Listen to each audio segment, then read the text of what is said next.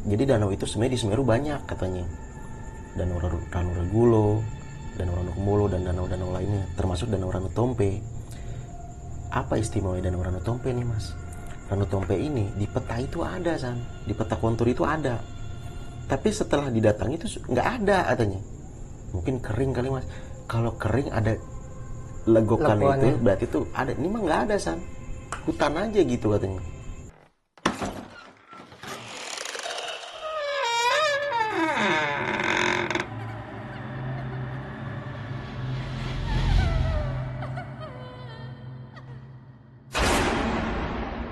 Assalamualaikum warahmatullahi wabarakatuh. Balik lagi dengan gue Gilang di ngobrol.com. Kali ini gue udah bersilaturahmi ke rumah Bang Sandi namanya. Bang Sandi ini dulu gue ikut trip dia lah, di salah satu trip ke Gunung Semeru. Waktu itu gue kenalnya. Bang, apa kabar Bang? Alhamdulillah baik. Sehat Bang ya? Sehat, yang penting sehat lah kita. Sibuk kapan Bang sekarang Bang? Sekarang sibuknya ya karena WFH, ya gitulah, bikin-bikin gelang paling. Ya paling bolak-balik musola lah, jadi pesantren sekarang. Alhamdulillah. Perbaiki diri aja. Oke Bang, pada kesempatan kali ini Bang, apa yang mau lu ceritain?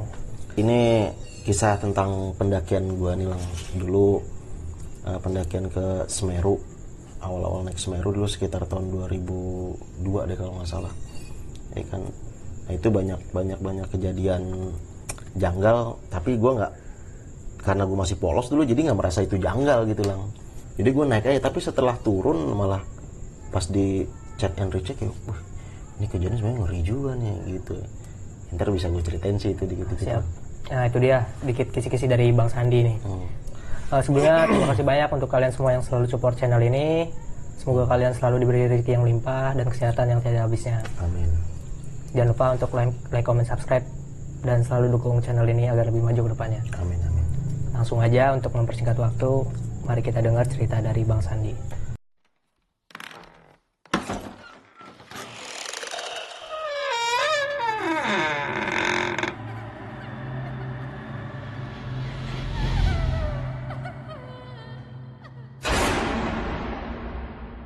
Assalamualaikum warahmatullahi wabarakatuh. Nama saya Sandi. Saya kenal Gilang itu dulu waktu saya pernah buka open trip itu ke Gunung Semeru, ya kan? Nah dia salah satu peserta saya lah, kan?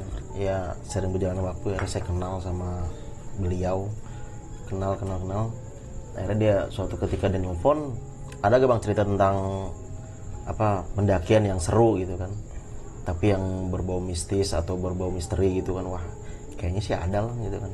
Ini ada nih yang kejadian Semeru ini. Dulu saya pernah naik ke Gunung Semeru tuh Lang. Iya. Kan di tahun 2002 itu sama teman saya namanya Kirul, namanya Khairul Ramdan, cuma dipanggilnya Kirul, sama Ferry dipanggilnya Perot, ya kan. Nah itu bertiga, awalnya sih kami bertujuh pengen naik tuh. Kami udah nabung segala semua kan. Dan nabung, tapi biasalah namanya anak-anak dulu gitu kan. Setelah hari H, totonya malah nggak jadi, ya kan. Akhirnya jadi cuma berdua nih. Ya Rul nih gimana Rul, kita cuma berdua doang nih. Jadi kita samperin si Ferry deh gitu, nanya Ferry ke temennya namanya Wawan. Ferry ada tuh di tempat ceweknya katanya. Di mana? Di sekolahan ceweknya. Nah sekolahan ceweknya itu deket sama sekolahan kami dulu, ya kan.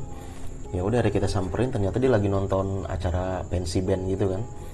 Akhirnya kita samperin Ferry di situ lagi nonton acara band. Nah pokoknya pas disamperin tuh, Fer, lu jadi ikut gak ke Semeru gitu kan. Emang kapan ke Semeru gitu? Besok nih udah mau jalan. Oh besok? Lu gak bilang? Ya orang udah bilang udah lama gitu kan. Ini orang sebenarnya si Ferry modelnya kayak lola gitu kan orangnya kan.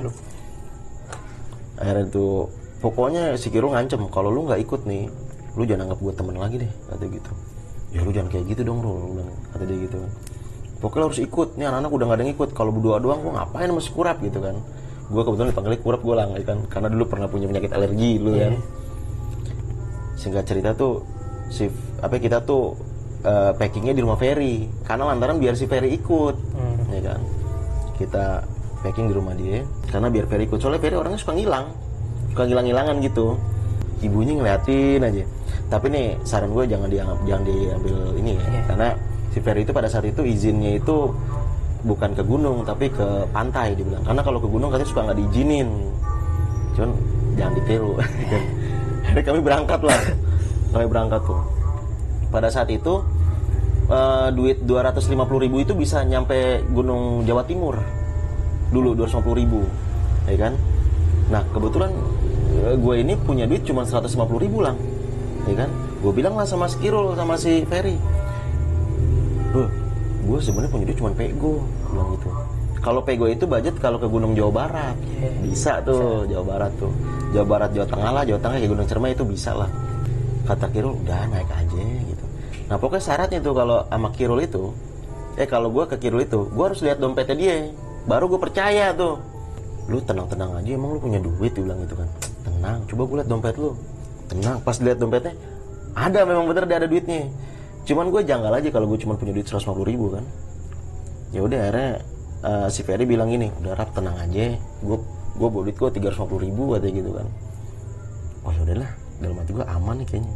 Cuman di perjalanan gue keinget kakak gue waktu itu kerja di salah satu mall yang ada di Grogol tuh, ya kan. Gue telepon dia di telepon umum di wartel dulu kan, namanya Kiki, ya kan. Ki, gue mau naik gunung, gue bilang gitu kan. Lu megang duit gak, bilang gitu. Oh yaudah lu ke tempat kerja gue. Nah dia di kerjanya tuh di mall itu, kalau zaman sekarang kayak coffee shop gitu yang tenar itulah, ya kan. Gue datengin, nah temen gue itu udah pakai celana pendek segini, pakai sepatu dulu kan pendaki zaman dulu sepatunya tinggi tuh. Kalau gue cuma pakai celana pendek, pakai sendal, ya kan. Si Ferry juga pakai sendal dia. Nah teman gue udah pakai gitu. Akhirnya masuk mall kayak gitu tuh dia. Masuk mall kayak gitu, masuk ke dalam. Kakak gue tuh, gue negor dia, Ki, gue mau jalan nih Ki. Kita dibungkusin kopi-kopi mahal satu plastik. Sama dia ngasih duit gue 120.000. Jadi gue punya pegangan jadi duit 270. Wah aman nih, udah hari kita naiklah ke Semeru, ke stasiun Senen. Dulu kan tiket kereta itu beli langsung jalan kan, nggak beli booking ya kan. Naiklah Semeru. Nah kalau zaman dulu itu kalau misalkan ketemu di stasiun sama-sama boker itu saling tegur sapa tuh. Bang mau kemana bang gitu kan. Nah kita waktu itu tegur sapa itu sama ada kalau nggak salah orang Buaran, Batasan Bekasi itu, orang Buaran. Namanya Elang sama adiknya dan teman-teman adiknya. Gue mau ke Semeru, bilang gitu kan. Oh sama berarti kita bareng lah ya, kita ke Malang. Kita di situ nggak duduk, pasti berdiri. Dan hobi kami itu duduknya depan WC. Ya kan kalau misalkan WC-nya dilihat kosong tuh, kita bersihin WC-nya itu pakai air yang di dalam itu kita bersihin. Ntar kita WC kita kunci dari dalam. Udah kita nggak buka-buka sampai Malang. Kayak gitu. Jadi kita bersihin dulu gitu kan, kita tidur di dalam WC itu. Mau bau mau enggak yang penting kita bisa tidur gitu aja. Kita sampai Malang, orang yang berarti jadi Malang pasti mau ke Semeru. Udah pasti. Anggapan kami gitu ya, wah orang pasti mau naik ke Semeru nih. Ketemulah si Elang itu lagi karena kan pada saat di kereta kita pisah. Entah dia di mana kan, kita naik di mana aja boleh kan. Kita ketemu lagi. San, kita bareng aja yuk katanya gitu. Naik angkotnya bareng. Boleh dah, kita bareng itu naik angkot. Kita ke Pasar Tumpang. Waktu itu packing itu masih di terminal Tumpang itu. Kan ada tempat kayak base camp gitu kan. Buat packing di situ. Ada tuh singkat cerita, naiklah jeep, ya kan. Jeep bareng lah mereka. Ya kan, sampai di Ranupani. Di Ranupani mereka juga ada yang makan dulu, ada yang MCK dan sebagainya gitu kan. Gue berpikiran kayak tadi udah deh gitu kan. Cuman teman gue bilang nih, San, deh kita jalan duluan aja deh, bilang gitu. Takutnya keburu sore nih gitu kan. Jam berapa sekarang? Udah jam 4 lewat nih. Jadi deh gue bilang deh sama si yang tuh peserta yang itu, bilang bahwa kami pengen jalan duluan. Jalanlah duluan. Ya kan, menuju ke pos 1 tuh, Semeru. Ini jam 4 sore nih bang? Jam 4 sore nih, ya kan jam 4 sore. Nah, itu kan perjalanan dari Ranupani ke pos 1 itu kan lumayan kan, ya kan, main nanjak, kita juga baru ke situ, gitu. Kita ketemu maghrib di situ setelah pos 1 lah, kita ketemu maghrib, ya kan, azan masih kedengeran tuh lang, masih kedengeran. Kita break dulu di situ, break dulu nyantai gitu kan. Kalau break kita matiin lampu. Dan pada saat itu situasinya jarang banget pendaki itu jarang, nggak kayak seperti sekarang. jadi kan masih sepi banget lah. Udah tuh masih alami lah, masih enak. Ya udah habis azan kita jalan lagi, azan isya masih kedengeran sama-sama dikit aja, kita berhenti lagi. Setelah azan isya kita bablas terus bablas. Nah suatu ketika gue berhenti itu udah agak malam, udah gelap gulita, udah berhenti. Gue ngeliat ke arah bintang tuh lah, gue nggak tahu kenapa itu bintang goyang-goyang lah, bintangnya goyang-goyang gitu. Gue anggapan ini mah gue capek kali kan gitu, gue ngedip gini. Gue bilang temen gue, Rul lihat deh, itu bintang goyang-goyang, apa ini gue apa bukan sih gitu.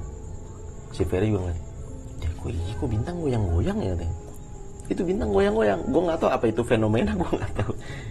Cuman lah kita ngeliat kejadian inilah, bintang goyang-goyang ke atas bawah. Udah tuh, gue ngerokok di situ, matiin senter. Nah di situ ada bunyi langkah, grek langkah gitu kan. Ternyata apa? Ada pendaki yang mau lewat, tapi dia nggak pakai senter. Nah itu ada cewek 2 orang, dek lewat aja. Ya akhirnya kita nyalain senter kan, karena biar mengetahui bahwa kita tuh ada di sini gitu. Takutnya ntar kita main tegur aja, ntar dia kaget ya kan. Gue nyalain senter, tapi dia lewat aja lah. Dia lewat aja. Udah tuh, temen gue bilang, kita barengin aja yuk. Tuh cewek tuh 2 tuh katanya. Oh salah, orang kita juga baru break lah, dan ntar aja. Gitu. Itu ada cewek 2, kita barengin aja. Kasihan tuh dia nggak pakai senter gitu. Udah biasa kali. Gitu. Udah, itu angin lalu lah.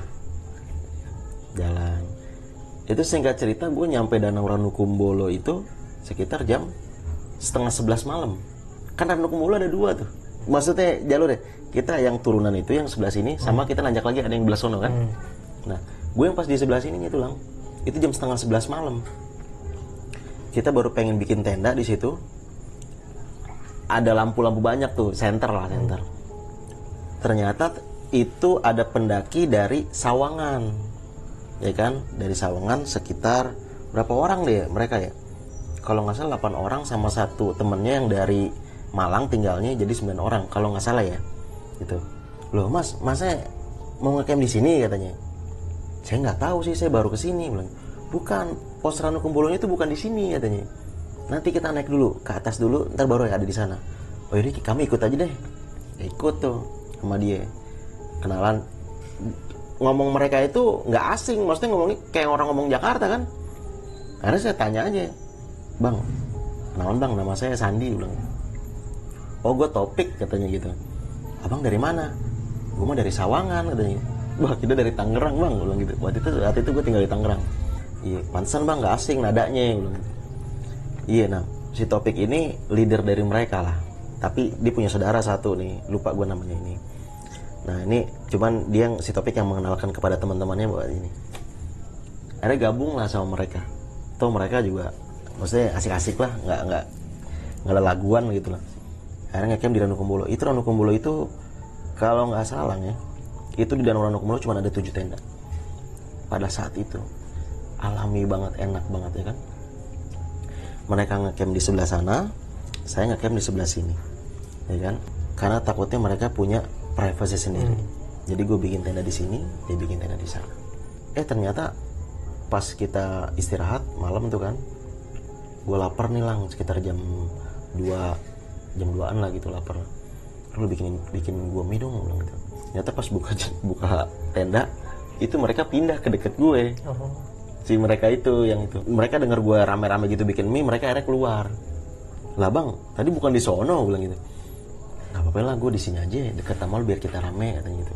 Oh ya udahlah, akhirnya kita bareng-bareng situ ngobrol lah malam-malam ngobrol. Nah salah satu temennya si Bang Topik itu ada yang pramuka ininya, dia pembina pramuka lah, pembina pramuka, ada yang kerja di apa namanya donat gitu kan. Jadi mereka pada bawa coklat batangan gitu, kita dikasih lah, mereka sharing makanan gitu sama kita, ngobrol-ngobrol malam-malam. Sandi dari mana gitu lah, biasa lah bilang ya. Itu si yang katanya yang gue lupa nama yang pembina pramuka itu, dia lagi ngobrol nyantai-nyantai gini, tiba-tiba dia gini, astagfirullahaladzim. Nah dia begitu, gue kaget, tapi kita kayak nggak ada apa-apaan aja. Nah, dalam hati gue gini, nih kayaknya dia ngeliat sesuatu yang cuman bodoh, gue nggak mau gue tanya, orang lagi enak gitu. Jadi tuh spontan dia masuk ke dalam tenda lang, ya kan, dia masuk ke dalam tenda. Dan gue nggak tanya ke si Bang Topik ya, bang temen lu kenapa ya? Nggak gue tanya, karena gue paham lah gitu ya. Nah keesokan paginya itu di Danau Rangkumbolo itu masih ada burung kalau orang bilang sih burung belibis gitu kan. Nah itu sekarang ada lagi nih, ini saat ini di 2021 ada lagi tuh. Jadi kemarin sempat nggak ada karena lantaran kan udah kebanyakan mendaki, keramaian, jadi mungkin dia cabut kali pergi entah kemana. Jadi tuh akhirnya gue sekitar jam 8 gue udah habis makan, jam 8 jam 9 ya kan, gue packing ya, sempat foto-foto lah sekali 2 kali mah gitu. Gue packing menuju lah Kalimati. Si bang Topik itu nyamperin, Chan lu mau jalan jam berapa ya? Ini bang kita lagi packing, ntar juga udah selesai kita langsung jalan gitu kan, jalan ke Kalimati. Yuk kita bareng aja yuk, kata gitu. Ya boleh bang, ayo kita bareng aja, sama-sama aja, ntar juga kita ketemu lagi kok, orang jalur ini aja ya, bilang gitu. Urusan kita bareng aja, bareng lah tuh masih Bang Topik tuh. Akhirnya kita akrab malah sama si rombongan Bang Topik, sama rombongan yang Bang Elang itu malah bukan nggak akrab, tapi ya mereka inilah apa namanya, dia sendirilah di sana gitu. Kita akrab sama rombongan Bang Topik, sama rombongan Bang Elang juga ketemu kita ngobrol gitu kan. Itu kita jalan sampai Kalimati. Nah pada saat di Kalimati itu kita, lu tau Kalimati kan, ada posnya, kita ngecamp pada di situ kan. Dulu kita ngecamp tuh nggak di situ, nggak di pos Kalimati situ. Kita ngecamp nggak di pos Kalimati. Jadi dulu ini pos Kalimati. Kalau sekarang kalau pengen menuju puncak itu kan ke belakangnya pos, karena sudah dipotong sama mungkin sama Taman Nasional kan. Dulu nih pos nih, dulu tuh melipir ke sebelah kiri. Jadi agak muter dulang jauh. Baru naik. Ada namanya posnya pos Arcopodo kan. Nah itu kita ngecamp itu di pos sebelum Arcopodo, pertengahan antara Kalimati dengan Arcopodo. Iya. Gue tuh nggak tahu, kalau tahu kayak sekarang mendingan gue ngecamp di Kalimati karena kan lebih lega, lebih enak. Karena kan kebetulan yang rombongan Bang Topik itu ada yang udah sering ke Semeru, itu yang saudaranya itu. Jadi kami ikut aja lah, bilang gitu. Jadi ikutlah kita ngecamp, ikutin, karena biar enak nanti muncaknya kita nggak perlu jam 1 malam katanya. Kita paling muncaknya jam-jam 2, setengah 3, enak gitu katanya. Oh ya udah bang, kami ikut aja lah, bilang itu. Kita juga baru, oh yaudah kita langsung aja. Kita ngecamp di situ. Sebelum ngecamp di situ kita ngambil dulu air di sumber mani itulah. Kita ikut tuh ngambil air di sumber mani itu. Kita ambil air sumber mani buat perbakalan nanti muncak lah. Nah kita ngecamp di pertengahan sebelum Arcopodo dan setelah Kalimati. Ada tanah lapang. Enggak tanah lapang sih, sedikit lah. Cuman beberapa buat tenda doang. Kita ngecamp di situ, malam di situ. Harusnya gue bisa tidur karena kan capek kan. Cuman gue nggak bisa tidur karena angin kencang gitu lah. Jadi kan angin kencang, pohon goyang-goyang. Anggapan gue adalah gue takut roboh nih pohonnya gitu ya kan. Gue takut roboh nih pohonnya. Cuman gue bilang teman gue, Rul, gue takut roboh nih pohon. Ya kagak lah, ini kan pohon gede-gede katanya gitu kan. Yaudah, gue masih terjaga aja, gue begini, gue masih terjaga aja gini. Nah tenda itu gue tidur di tengah, Ferry di sebelah kiri dan Kirul di sebelah kanan. Gue di tengah kayak gitu. Nah pas malam-malam itu lang, itu tenda gue ada yang goyang-goyang, goyang gitu. Gue punya anggapan bahwa si Ferry itu garuk-garuk karena gatal kan, kalau nyentuh tenda berarti garuk-garuk, tenda ikut goyang kan, kayak gitu. Atau si Kirul garuk-garuk. Cuman pas gue, jadi gue tidur itu kupluk gue gini loh, gue ituin ke muka. Pas gue buka gini, kagak tuh, Ferry nggak garuk-garuk, Kirul juga nggak garuk-garuk. Ntar tenda goyang-goyang lagi. Kalau goyang angin gue tahu deh gimana. Kalau goyang angin, kalau ini goyangnya kayak di cup, kayak digoyangin gitu loh. Ini siapa sih nih yang goyang-goyang kayak gini tenda nih? Nah, kalau andaikan si rombongan Bang Topik misalkan butuh sesuatu lah apa ke gue gitu, tapi dia ngomong dong, san gitu kan. Dia nggak ngomong, diem aja. Udah gue dak-dikduk aja tuh.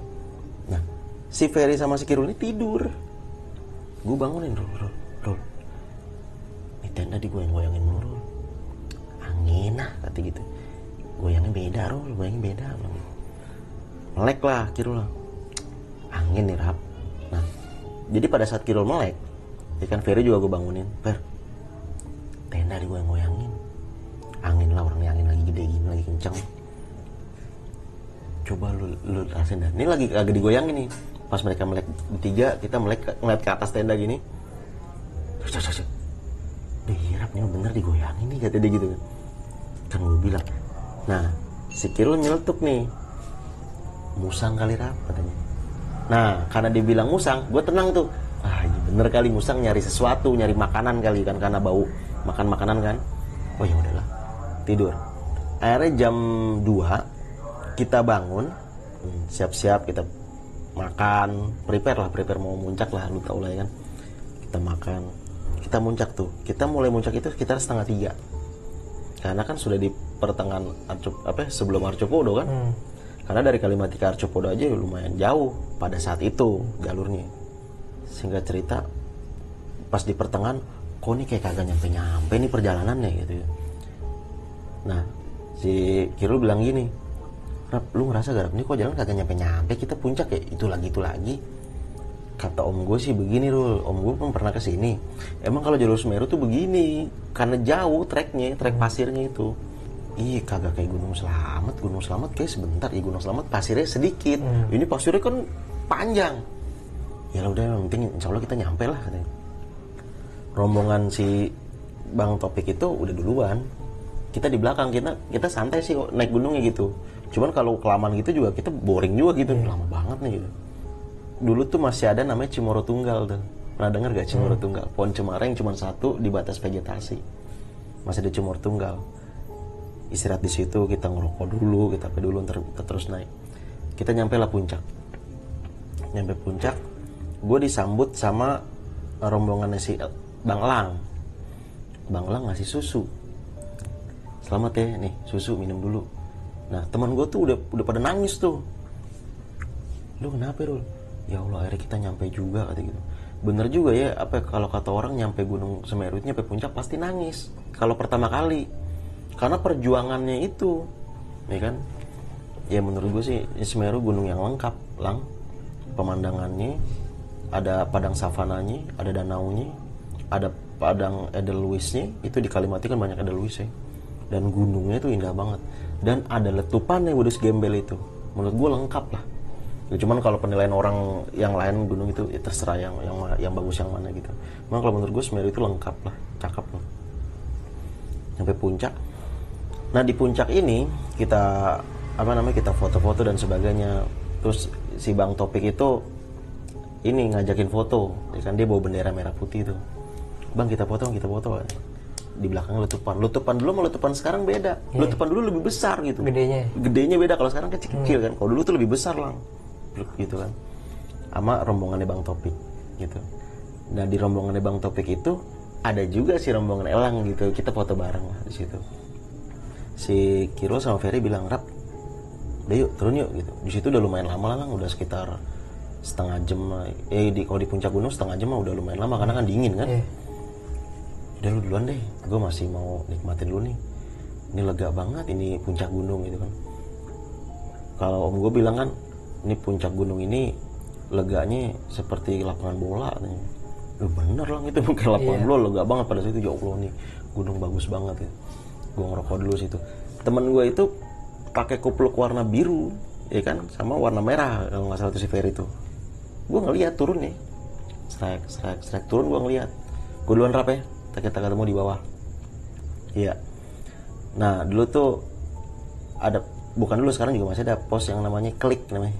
Nah Klik itu dulu itu banyak in memoriam yang orang-orang yang meninggal di situ. Jadi semacam kayak kuburan massal gitu, banyak gitu, ya kan. Ntar gue tunggu di Klik ya kata si Kirul gitu.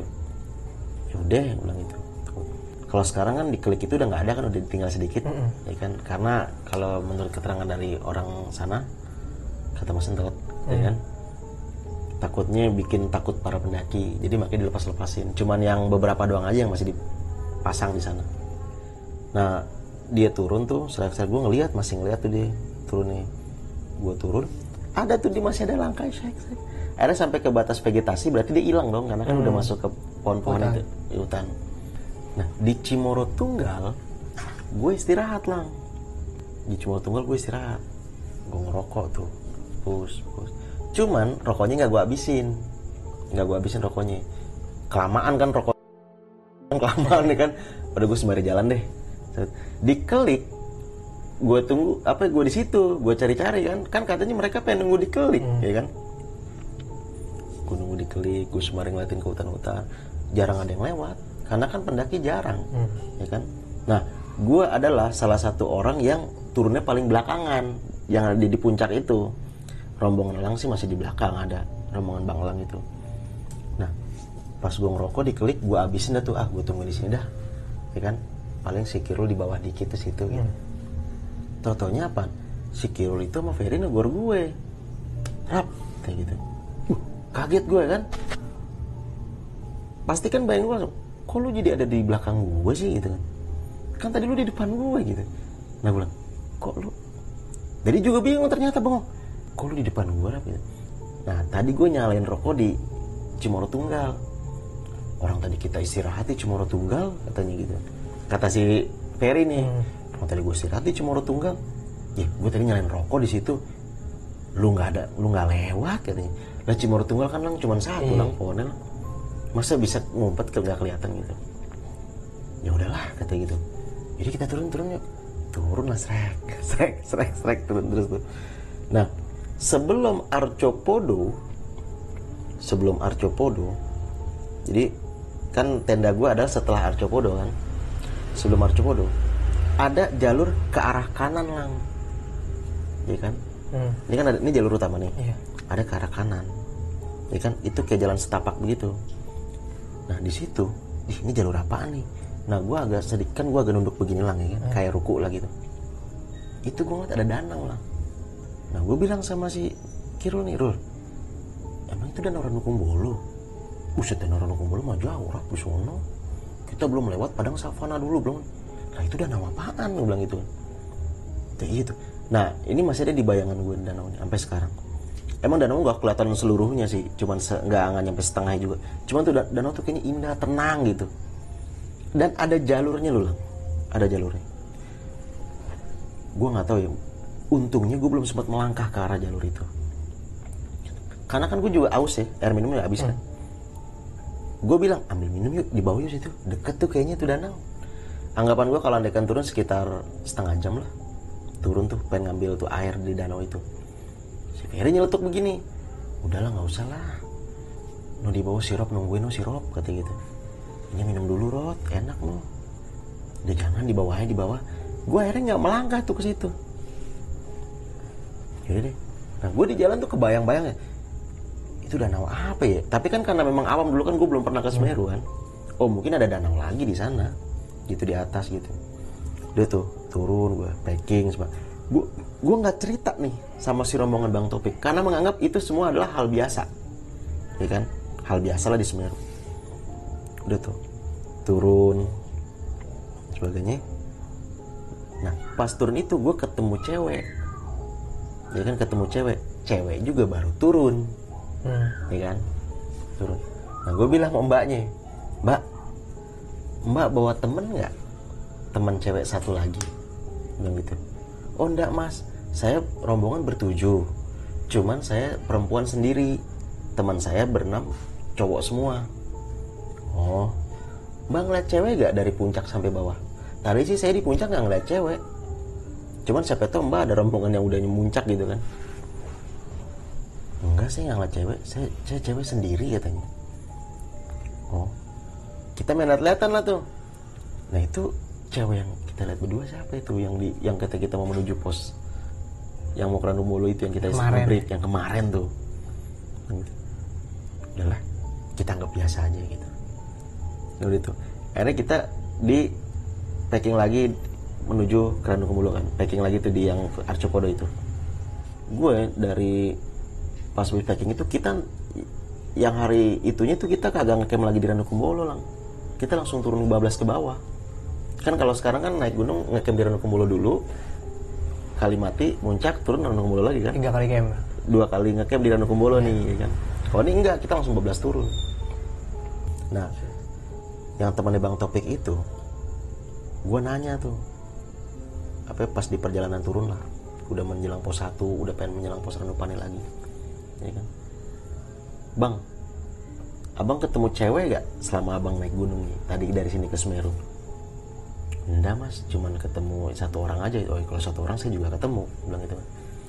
Kagak nih 2 orang cewek, bilang gitu. Gue ketemu bang 2 orang. Oh 1 orang iya gue ketemu gitu. Enggak, gue 2 orang, yang 1 orang mau juga gue tadi nanya. Gue ketemu bang 2 orang cewek. Sekarang kan kalau gunung kan jalurnya itu aja lah, kagak ada bercagak kalau di Semeru itu. Gitu. Terus lu gimana? Kagak sih bang, nggak gue ini cuman gue dia lewat doang depan gue, nggak ada permisi nggak pakai senter.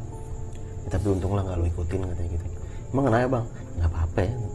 Nah terus gue cerita lagi, bang, gue yang kata kita ngecamp yang kata sebelum Arcopuro tuh bang, itu tenda gue digoyang-goyangin, bilang gitu kan.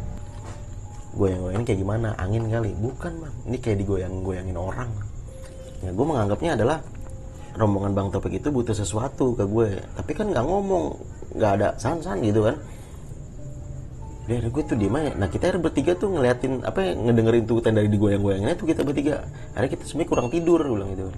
Jadi gini sebenarnya tuh di situ tuh emang ada penjaganya, bukan ada penjaga, ada penunggunya. Dan penunggunya itu emang suka goyang-goyangin tenda. Nah, emang mas sering digituin? Sering saya digituin katanya gitu.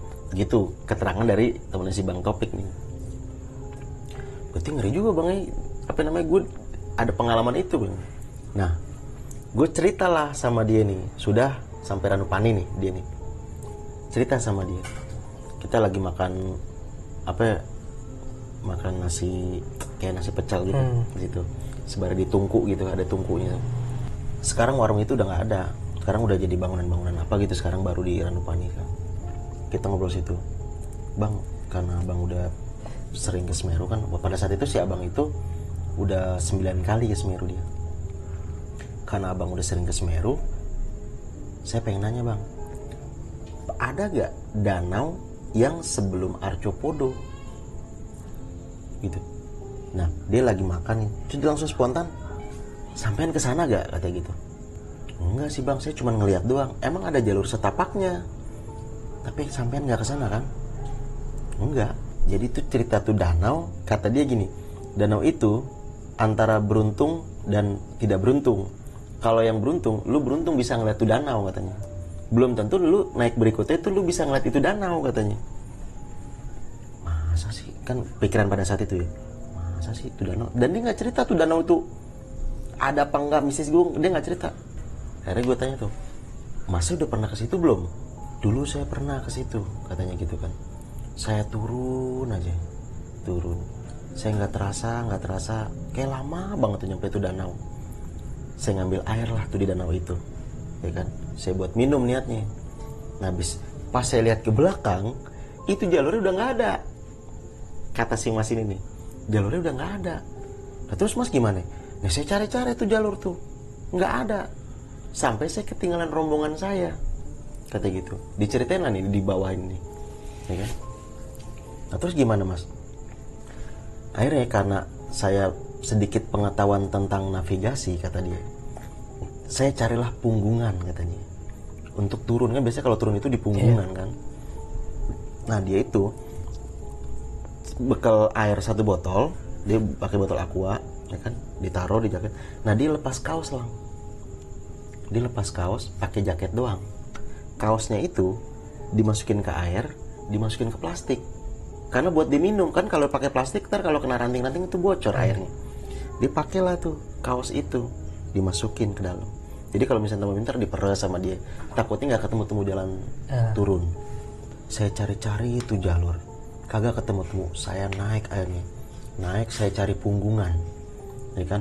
Saya babat-babat hutan lah, maksudnya saya ini lah. Akhirnya ketemu lah punggungan. Saya telusurin sampai turun. Saya nggak ketemu jalur turun, kata dia. Jalur utamanya saya naik itu saya nggak ketemu, gitu.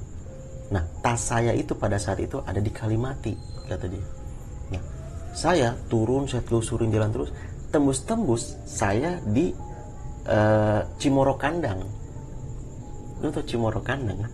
Jauh banget kan. Nah makanya jadi gini kan, treknya itu Cimoro Kandang dulu, ya kan, abis itu Jambangan. Kalimati baru Arcopuro. Nah dia itu tembus di situ di Cimoro Kandang. Nah itu dia sampai bawah situ, sampai Cimoro Kandang itu dia cerita sekitar jam 4 sore. Lu bayangin tuh dia berapa lama itu dia nyari jalan. Nah tapi dia sedia minumnya itu dia. Makanya ini pembelajaran juga bahwa baju itu bisa lu celup, tapi masukin plastik buat menyimpan air. Karena kalau nyimpan langsung di air kan kalau kena ranting bisa bocor, lama-lama habis. Kalau ini kan plastik kan kayak dia agak-agak keras ya, karena dalamnya kan ada si bajunya itu kan. Nah, teman saya itu masih ada di Danau Kumbolo.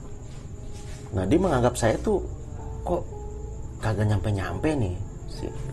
Taruhlah namanya Budi lah ya. Kok si Budi nggak nyampe-nyampe nih ya? Kemana nih? Dia pada udah pengen dilaporin itu ke pos bahwa dia tuh nggak ada, udah kayak hilang gitu loh. Tapi pas maghrib dia nyampe Ranu Kumbolo. Nah dia di Ranu Kumbolo itu bilang, lu kemana aja Put, kok baru nyampe? Ntar aja dah, gue cerita di bawah deh, kata gitu kan. Nah akhirnya gue jadi nyeritain si Budi nih, nggak apa-apa ya, sekilas cerita tentang dia. Karena gue mengalami, gue ngeliat danau itu, dan untungnya sih gue nggak ke danau itu. Makanya kata dia, lu bersyukur bisa ngeliat danau itu, karena nggak semua orang bisa ngeliat danau itu. Cuman untungnya lu tidak turun, karena kalau turun takutnya lu mengalami kayak gue. Itu gue muncak dari jam 1 malam, karena kan pada saat itu dia ngecamp di Kalimati, ya kan. Nyampe turun puncak jam 11, gue turun, ternyata gue nyari jalan keluar, nyari pulang kagak ada. Nah gue tembus itu kurang lebih pokoknya sekitar jam 4 ya pokoknya jam menjelang sore lah ya, menjelang sore. Betapa lamanya tuh gue di dalam perjalanan itu. Nah untungnya sih gue bawa temen, kata dia gitu, jadi barang-barang gue bisa di packing dibawa turun. Coba kalau gue naik sendiri, barang gue masih ada di Kalimati, kata dia gitu. Bang, gue ngeliat danau itu bang, nih masih kebayang danaunya sampai sekarang gitu. Nah dia ceritain ke gue tuh kayak gitu. Nah gue berpikir sama si Kirul sama Ferry, si Kirul bilang gini, Rap, untung kita kagak turun ke bawah ya. Kalau kita turun ke bawah, tahu udah kita bisa turun apa enggak, kata dia gitu kan. Ya alhamdulillah dah, selamat, kata dia gitu, selamat.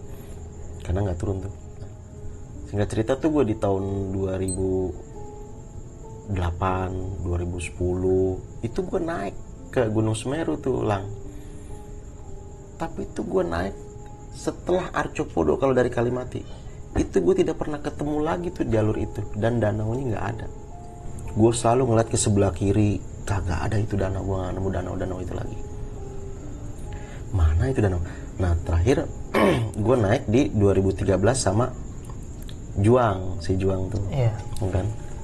Kan masih jalur lama tuh. Dan itu gue gak ngeliat tuh danau lagi. Dan gue sebenarnya masih inget di pos Arcopodo. Setelah pos Arcopodo gue harus ngeliat ke sebelah kiri pokoknya nih. Gue ngeliat sebelah kiri, gak pernah ketemu lagi tuh danau, ya kan. Terus dan si Cimoro Tunggal juga udah runtuh, udah nggak ada, ya kan. Nah udah tuh, singkat cerita berapa tahun kemudian gue ketemu Pak Ade gue tuh, Mas Sentot, ya kan. Gue cerita sama dia tentang pengalaman gue itu, karena kan lu tau sendiri Mas Sentot kan udah sering banget tuh ke Gunung Semeru, karena dia juga petugas juga kan. Ceritalah tentang danau itu, gue cerita tentang itu.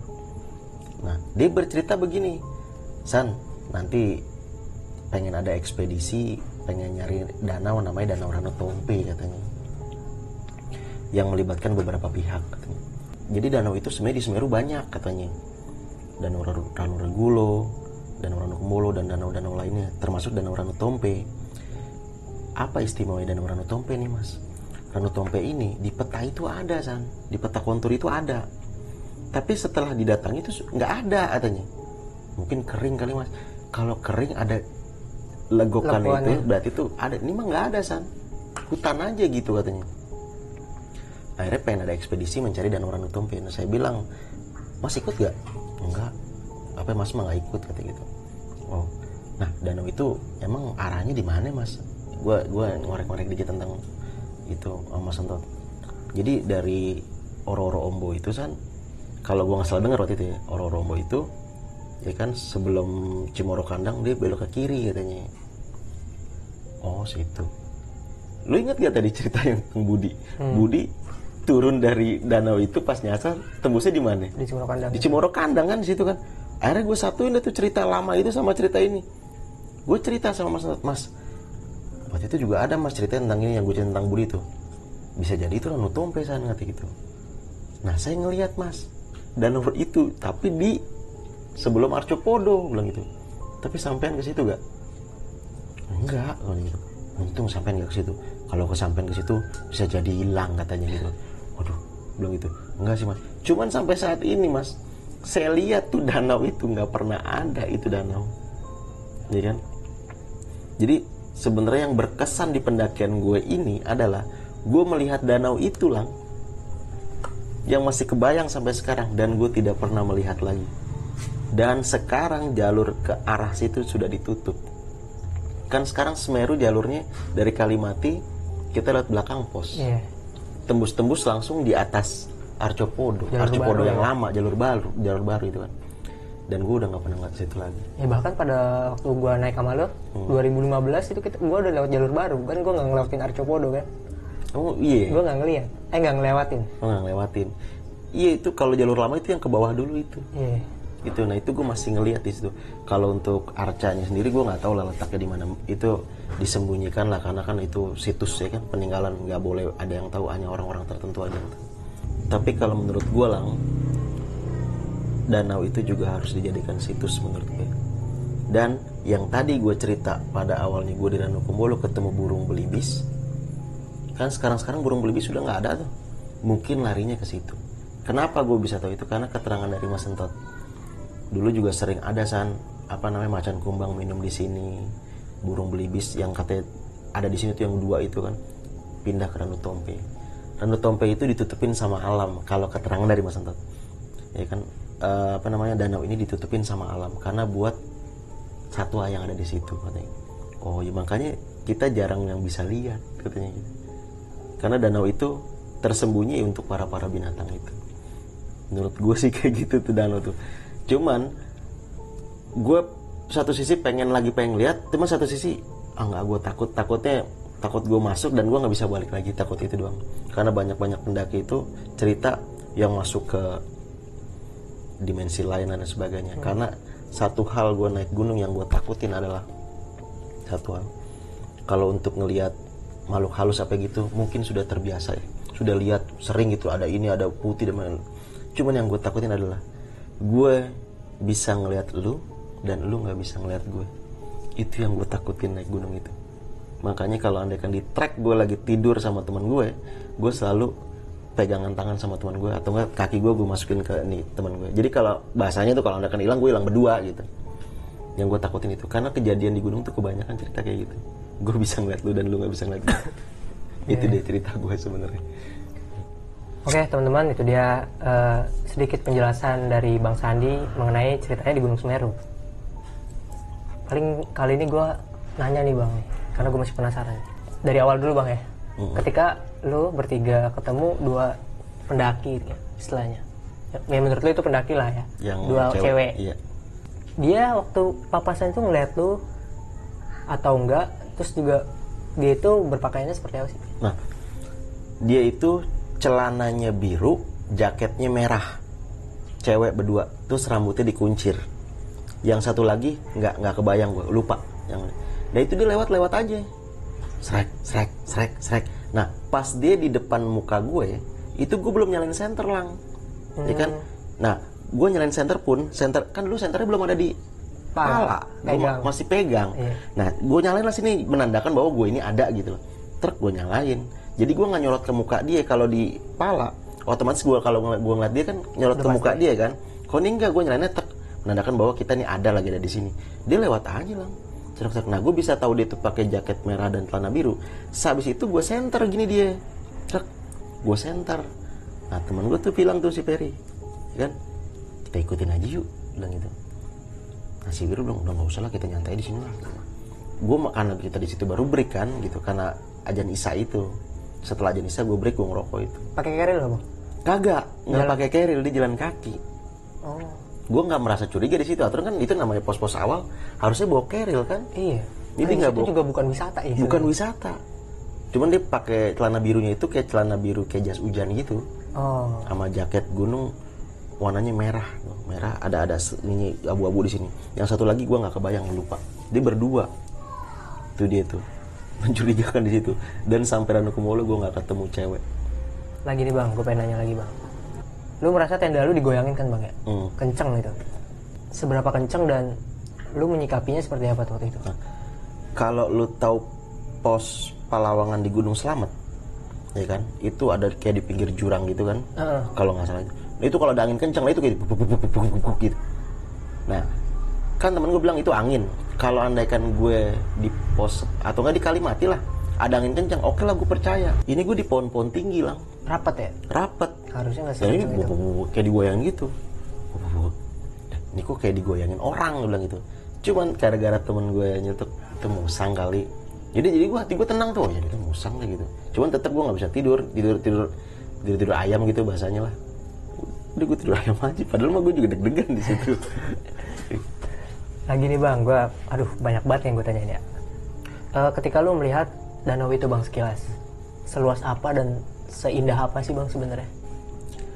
Danau itu airnya tenang, cuman gue liatnya kalau danau itu segede danau Ranukumbolo, gue hanya ngeliat seperempatnya, seperempat doang lah, nggak ngeliat keseluruhannya. Karena kan yang tadi gue bilang gue ngeliatnya sembari ruku gitu kan. Jadi begini, itu danau dikit doang, cuman ada tepiannya. Gue ngeliat dan ada jalurnya lang. Gue bilang kita turun aja dulu, orang kelihatannya deket gitu kan. Kita ngambil air gitu. Karena si Ferry bilang udahlah di bawah ada sirop tuh, udah kita di bawah aja lah. Akhirnya gue nggak jadi ke situ. Dan alhamdulillah gue sekarang berpikir untuk kagak turun. Nah gini bang, mungkin gak sih bang sebenarnya kayak kan dari cerita Mas Budi tadi ya, dia turun dan ketika balik jalurnya hilang nih bang, ya kan, jalurnya ketutup lah dan gak ada gitu kan. Akhirnya dia memutuskan untuk mencari jalur, nyari punggungan.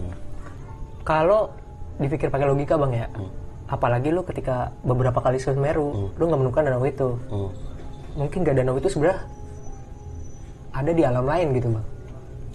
Itu dia yang gue ngobrol sama Mas Sentot, lo tau Mas Sentot kan. Nah, gue tahu danau itu, wah ternyata danau itu mistis juga ya gitu. Itu karena gue nanya ke Mas Sentot. Gue cerita sama Mas Sentot dan Mas Sentot bilang nanti kita pengen ada ekspedisi san tentang nyari danau Ranu Tompe namanya. Danau apa tuh mas? Iya danau yang di peta konturnya ada, tapi kalau kita sudah nyampe titiknya itu nggak ada danaunya. Nah akhirnya gue punya pikiran, itu danau itu kali yang gue lihat ya. Emang kenapa sih mas? Kok danau itu kalau dilihat nggak ada, kalau udah nyampe titiknya nggak ada? Gini san, kalau menurut saya ya, ini pribadi saya, ini danau adalah ditutupin oleh alam. Karena untuk kelestarian satwa-satwa. Karena untuk minum di Ranukumbolo itu sudah tidak bisa, udah banyak orang pendaki. Akhirnya mereka nggak bisa minum jadinya kan. Ya sekarang lagi banyak orang itu, ya apa yang namanya macan kumbang dan sebagainya, macan Jawa itu nggak bakal mau datang. Ya mungkin itu mereka sekarang ke sana. Dan mereka tuh kita kayaknya sengaja kita tidak bisa melihat danau itu karena untuk kelestarian alam itu, alam yang menutupi mereka. Ini tapi cerita menurut keterangannya si Mas Sentot, menurut gue sih kayak gitu. Nah sedikit penjelasan, Mas Sentot ini merupakan saver bang ya, saver dari Gunung Semeru atau petugasnya lah. Iya, sahabat volunteer Semeru. Dan kebetulan gue juga udah pernah ketemu sama dia. Iya. Dan saudaranya apa adiknya bang itu yang ikut itu, temennya. Yang mana itu? Mas Anas. Mas Anas itu kru aja teman. Mas Anas sama Maken Sorry pada saat itu. Teman-temannya dia tim lah pada saat itu. Nah, waktu itu juga Mas Sentot dibantu oleh 2 rekannya bang ya. Iya. Untuk penjaga trip waktu itu ya, iya, trip sama gue. Ya kan. Satu karena dia orang situnya, petugas situnya juga. Tapi pada saat itu dia tidak bertugas karena kan ikut trip gua kan waktu itu kan. Jadi untuk bertanya-tanya apa sama Mas Sentot lah untuk Gunung Semeru itu. Ya karena beberapa kali juga Mas Sentot kan udah ngebantu lo di berbagai trip bang ya. Beberapa kali ya. Beberapa kali bantu trip itu. Itu paling. Senior lah dia. Jatuhnya si Mas Sentot itu senior lah. Soalnya gue pernah bang, ini gue sedikit cerita pas kita trip ya. Mas Sentot istirahat nih bang, ya kan? Gue lewat, itu udah nyampe pos 2. Mas Sentot lagi ngerokok. Pokoknya dia lagi ngerokok. Mas duluan ya. Oh iya monggo, kata dia kan gitu kan, orangnya diem aja kalau nggak diajak ngomong. Pas gue nyampe base camp bawah, udah ngerokok lagi di bawah. Lewat mana nih pas? Kamu nggak perlu tahu. Gitu doang dia ngomongnya. Biasa aja, aku lewat jalur biasa paling Iya gitu gitu aja. doang. Iya. Padahal gue kagak diduluin tuh sama dia. Iya. Banyak juga pelajaran pendakian dari si Mas Sentot itu kan. Kenapa ya? Jadi naik gunung jangan terlalu banyak ngomong katanya. Karena ngomong itu ngabisin napas, jadi Buang kita energi ya? buang energi katanya. Dan ada saatnya ngomong, ada saatnya kita nge-track katanya gitu. Cuma namanya kita anak muda kan bercanda-canda mulu di track gitu kan. Kalau dia enggak, pada saat jalur ya dia seperlunya aja. Tapi ntar kalau udah nge-camp udah apa baru dia ngobrol apa gitu. Itu loh Mas Sentot. Tapi lu di ke belakang ini bang ya, lu dapat nggak sih info dari Ranu Tompe itu? Nah, jadi di media atau waktu di mana? itu diceritain lagi Mas Sentot bahwa Ranu Tompe itu ketemu, ya kan? Tapi tidak dipublikasikan, tidak boleh, karena lantaran takutnya hilang kelestariannya, karena orang banyak yang mau nyari itu kan. Jadi di Google pun nggak ada fotonya, cuma ada satu kayaknya kalau nggak salah deh. Ranu Tompe cuma ada satu doang fotonya gitu. Sebenarnya foto sih mungkin ada dari petugas itu, cuman nggak tahu, nggak dipublikasikan aja kayak gitu.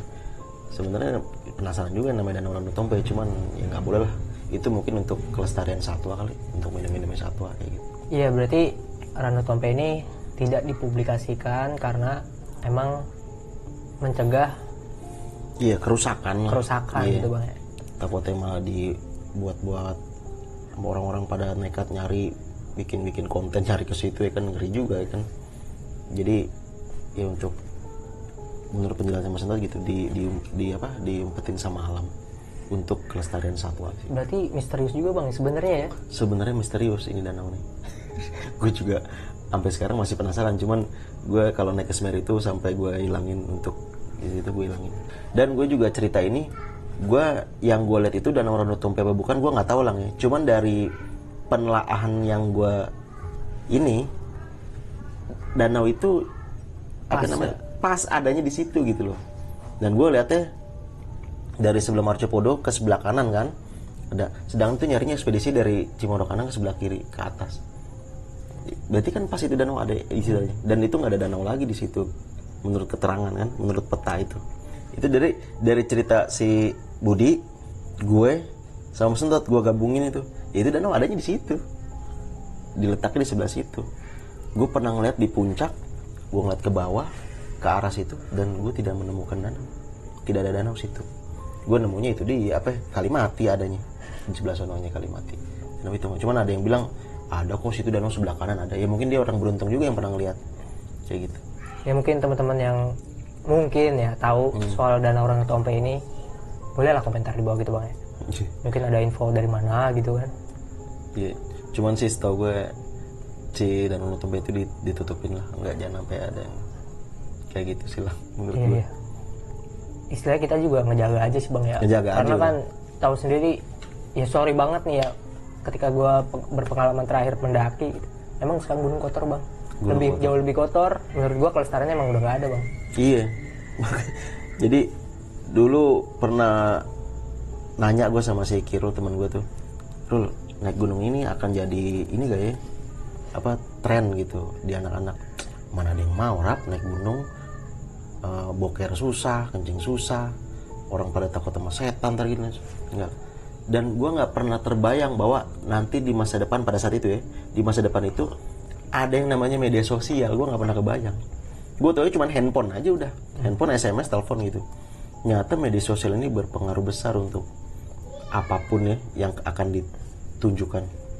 Terutama kelestarian alam itu sendiri bang ya. Iya, ya karena film juga kan, akhirnya orang bisa tahu, oh Indonesia itu gunung alamnya itu ada yang kayak begini. Itu film loh, belum zaman media sosial tuh pada saat itu. Udah sih, cuman belum setenar sekarang. Akhirnya gara-gara film orang pada berbondong-bondong naik gunung, pada pengen nyari keindahan alam.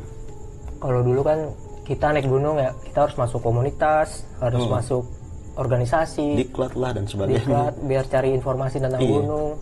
Kalau sekarang mah siapa aja bisa naik gunung. Iya, makanya lu setiap naik gunung itu ditanya dari PA mana nih, pencinta alam mana gitu. Mana, ya. Gue selalu bilang kagak, saya freelance saja gitu, berdua atau bertiga itu freelance. Oh, dikira dari pencinta alam. Karena kalau untuk naik gunung itu harus masuk pencinta alam dulu, baru diakui lah bahwa kalau ada kenapa-napa nanti dihubungin pencinta alamnya gitu. Kalau kita dulu freelance saja. Soalnya kan apa ya, dulu tuh masuk organisasi atau komunitas bukan soal apa ya bang ya, karena mungkin belum ada media sosial pertama ya. Belum. Yang kedua kita belajar ilmu pendakian ya dari situ kan. Karena apa ya, internet belum secanggih sekarang. Belum secanggih juga. sekarang. Dan apa, dulu tuh informasi minim banget juga kan. Minim. Jadi sebelum kita naik gunung, kita harus tahu dulu tuh namanya navigasi kayak gimana. Terus apa namanya, ngeliat peta kontur tuh kayak gimana. Makanya dulu kalau kita naik gunung, kita masuk mana nih, dikasih naik gunung Cermai lah, naik gunung Selamat lah, naik gunung Semeru, itu kita dikasih peta kontur. Iya. Sama si pos pendakiannya, walaupun fotokopian dikasih nih. Karena kita sudah syarat kalau naik gunung itu harus bisa baca peta kontur dan harus bawa kompas. Karena syarat baca peta kontur adalah kita harus pakai kompas. Benar-benar. Kayak gitu. Sekarang udah nggak ada, udah nggak ada lagi peta kontur. Padahal sebenarnya penting. Harusnya ya, ini bukan sesat menurut para pendaki sekarang ya Lang ya. Menurut saya tuh kalau naik gunung itu lu harus bisa baca navigasi dulu gitu. Kenapa harus bisa baca navigasi? Karena pendakian zaman dulu itu sepi. Nah, iya benar. Kalau lu kenapa-napa, lu nggak ada yang bantu, minta tolong susah. Kalau lu nyasar mana, kalau sekarang sih udah rame, makanya mungkin itu alasannya sekarang gak ada peta kontur, karena sekarang udah rame, udah banyak petugas dan sebagainya. Dan jauh lebih tenang mungkin bang kalau udah kenapa-napa ya, karena pendaki lain juga bisa bantu istilahnya. Udah gitu, ya macam-macam lah sekarang. Kompor udah kecil, tenda udah kecil. Dulu kompor masih high cook yang kotak gede. Kalau mau lebih simpel parafin, gali dulu dikit gitu. Ya mungkin gitu teman-teman, kisah pendakian dari Bang Sandi nih, yang sebenarnya lu sendiri masih penasaran soal danau itu bang ya? Satu, gue 40% penasaran, 60% ya sudahlah. Takutnya kalau gue ketemu lagi, gue diketemukan, gue ke situ malah gue takutnya jadi bahaya buat gue, nggak baik. Kayak gitu. Oke bang, nih Bang Sandi ini sebenarnya punya trip, namanya Rumah Wisata teman-teman. Buat teman-teman yang mau jalan-jalan bisa hubungin Bang Sandi nih. Contohnya kemana aja sih bang? Trip Rumah Wisata ini sebenarnya cita-cita dari kami adalah untuk memperkenalkan wisata Indonesia, ya kan? Karena gue tidak memperkenalkan wisata luar negeri, tapi wisata dalam negeri dulu. Karena banyak wisata di dalam negeri orang tuh belum pada tahu wisata dalam negeri nih, naik gunung gimana, ke pantai itu gimana. Jadi gue ingin memperkenalkan wisata dalam negeri dulu. Tapi yang sekarang gue fokuskan adalah pendakian Gunung Semeru plus Bromo, dan kalau pantai ke pantai Sukabumi Ujung Genteng dan Geopark Ciletuh. Itu dia yang gue fokuskan sekarang. Nah kalau mau teman-teman mau ngehubungin, ada di IG bang ya? Ada di IG. IG-nya namanya apa? IG namanya Rumah Wisata kok. Rumah Wisata. Nah, teman-teman kalau misalkan punya lagi outing atau pengen jalan-jalan, bisa lah hubungin di IG di bawah nih, Rumah Wisata. Iya. Oke bang, kesan pesan bang buat teman-teman dari cerita lu yang bisa lu kasih. Kalau pesan gue untuk pendaki sekarang gitu ya, karena sekarang sudah apa-apa enak, manfaatkanlah keenakan itulah. Sekarang apa-apa juga udah enak. Terus bagi yang belum memahami apa itu navigasi dan sebagainya, gunainlah trip-trip lah orang yang sudah berpengalaman. Bukan gue menganggap gue sudah pengalaman, enggak lah. Cuman kalau andaikan lu nggak tahu, jangan so tahu. Zaman sekarang udah gitu. Karena banyak sekarang pendaki-pendaki yang hilang, yang hipotermia dan sebagainya, itu karena minimnya pengetahuan. Minimnya pengetahuan, karena mereka so tahu, akhirnya jadilah begitu. Makanya saran gue adalah, lu setiap mau pendakian harus ada satu orang yang sudah berpengalaman, yang sudah pernah naik gunung tersebut dan sebagainya. Jadi mereka bisa ngasih solusi kalau ada masalah apapun kayak gitu. Terus yang kedua, di gunung itu sekarang banyak sampah Lang, ya kan? Apalagi Gunung Rinjani itu banyak sampahnya. Kalau Gunung Semeru alhamdulillah sudah terkoordinir lah buang sampahnya, karena saver dan petugas-petugas Semeru itu menggalakkan sekali untuk sampah, jangan sampai buang sampah sembarangan, bawa turun sampahnya. Terus jangan cuma sekedar selfie di gunung. Saran gue adalah setiap lu kemanapun, terutama ke gunung, itu jangan cuma selfie, tapi mempelajari tentang sejarahnya gunung. Karena di setiap gunung itu pasti ada sejarahnya. Apalagi Semeru, itu sejarahnya banyak. Apa itu namanya Ranukumbolo, terus di Ranukumbolo ada prasasti itu kan. Apa itu prasasti ceritanya. Jadi jangan cuma sekedar foto-foto, tapi harus tahu ceritanya. Karena biar pendakian itu lu lebih berkesan. Jadi lu naik gunungnya indah, tapi lu tahu sejarahnya. Karena gue kalau di Semeru tuh pengen berlama-lama nongkrong di Semeru itu, karena gue sedikit banyaknya diceritakan sama orang-orang setempat tentang Gunung Semeru gitu. Ya gitu, pokoknya lu harus mempelajari sejarahnya juga lah kalau naik gunung itu kan, biar lebih dapat feel-nya. Kayak gitu. Karena secara nggak langsung juga emang Gunung Semeru tuh paling berkesan banget buat lu Bang ya. Paling berkesan banget, banyak cerita lah pokoknya di situ. Cerita sejarahnya, cerita gue pertama kali gunung semua indah, cuman yang paling indah menurut gue adalah gue berkesan itu Gunung Semeru. Lengkap, ada padang savananya, ada danaunya, gunungnya cakep ya kan, terus ada letupannya dan sebagainya. Walaupun di Gunung Rinjani juga ada danaunya dan sebagainya, cuman kesan gue adalah di Gunung Semeru. Nah buat temen-temen nih juga nih, siapa tahu mau ke Semeru Bang ya, mudah-mudahan sih PPKM ini cepet kelar nih Bang. Mudah-mudahan, karena PPKM ini untuk para trip-trip kayak gue gini lagi banyak libur. Cuman ada juga sih yang udah jalan mah, mungkin yang deket-deket di Malang, yang di Jawa Tengah. Karena trip Semeru itu kan biasanya rumah wisata per tahun Bang ya, sekali ya. Jadi gue dulu per tahun sekali pada saat Gilang kan, cuman kesini-sininya akhirnya kita alhamdulillah dikit demi sedikit sebulan bisa 2 kali. Sekali 2 kali gitu. Jadi lumayan lah. Paling gue libur cuman dari Januari sampai April karena kan tutup gitu deh. Sisanya gue naik ke Semeru.